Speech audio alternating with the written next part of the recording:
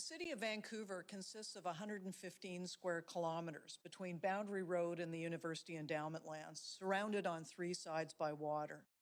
Unlike other levels of government, we are limited to generating revenue within our boundaries. And this plan will affect affordability within our borders to the tune of $44 to $75 million between now and 2025. And this is just the tip of the iceberg, as the Climate Emergency Action Plan has a $500 million price tag, ultimately.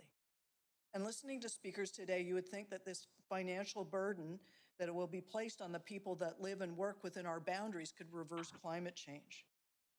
Really, Vancouver is one of 23 local governments within Metro Vancouver, and to suggest that acting unilaterally in Vancouver could move the needle, I think that's a real stretch. It was suggested by a speaker who called in from the US that other jurisdictions will follow Vancouver's example. So the cost to our residents is worth it. I rather suspect that the majority of our residents would not agree that our branding is worth it. At the end of the day, the very real cost will be borne by our residents in an already unaffordable city. The city is looking for more money, or as I often hear it described, new revenue streams. What this means is taking more money out of the pockets of our residents, pure and simple. And every time I hear new revenue streams, I cringe. There is a broad public awareness of climate change and a desire for action.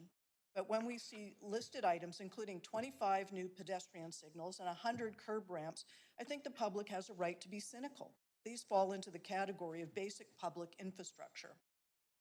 The city's capital budget has doubled over the last decade. Property taxes have increased well in excess of inflation. And between 2016 and 2020, the city added over 1,100 new full-time employees. The city has taken on more and more responsibility for areas that have been downloaded from the senior levels of government. And all this money has to be generated by the land within our boundaries. Putting aside the message that we're sending to the public when we disregard the 19,000 surveys and the 23,000 petition responses, we need to take meaningful action in climate change. But is this meaningful? We need programs that provide clearly defined and measurable GHG reductions. Combating climate change is an opportunity, but approving this program risks reducing support for council and staff's work. The city has an opportunity, but needs to focus on sharply defined initiatives that yield measurable results that can be publicized back to Vancouver residents. Thank you.